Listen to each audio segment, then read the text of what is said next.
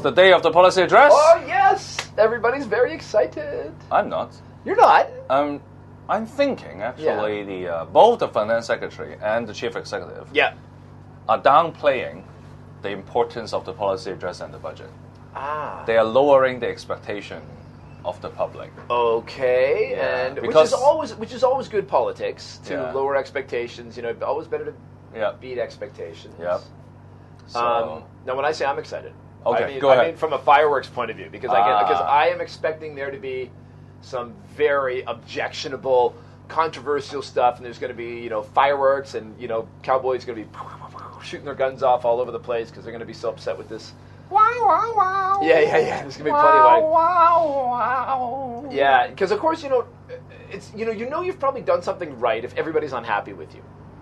Oh, really? Yeah, in terms of spending, yes, because you want to make everybody unhappy. Like if anybody feels like they got exactly what they wanted, it's probably a little bit too much. But I mean, there's some very unusual proposals out there. Like the DAB is suggesting a 75% reduction in salaries and profits tax.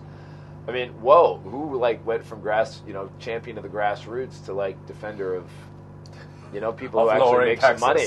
Hey, which I'm all for. I'm like, hey guys, you got my vote. Keep talking like that. I want to hear it.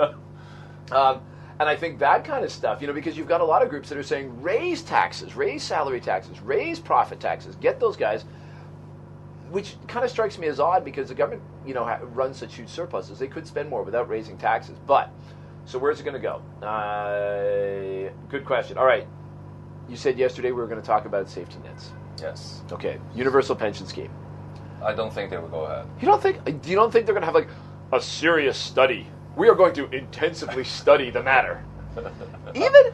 I don't think so. I think they. I think the chief secretary has already said, or she is inclined, or the government is inclined. She is. That is one of the lowered expectation sections. To take the money for specific elderly, not generally, not a universal scheme. Yeah, a targeted scheme. I would be down with that.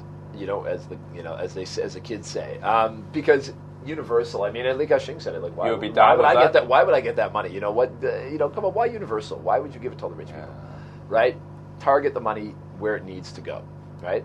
Fine. So universal pension scheme. But I also have this idea that the government they seem to be on this movement that anything they can do where they can get more government kind of touching the lives of people, like medical schemes, for example, the latest one, they want to do it. Right? So I think that's going to be one to look out for. What else are we looking out for these guys? Youth. Universal pension scheme, youth. There's going to be all this kind of, airy-fairy youth stuff.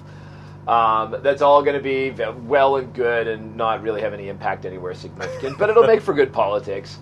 But I think where the fireworks are going to come that I was talking about, it's going to be like all this pro-China education stuff. Money for going to visit China, more Chinese education, more mandatory Chinese history. They said they are going to match local schools with China schools. Yeah, well, if they're going to make the sister schools. Yeah, if they're going to make the Secretary of Education subordinate to somebody in Beijing, maybe now every Hong Kong school has to report to a Chinese school. But they are trying to match the sisterhood of local schools and mainland schools. Which is nice. I mean, that stuff's all nice.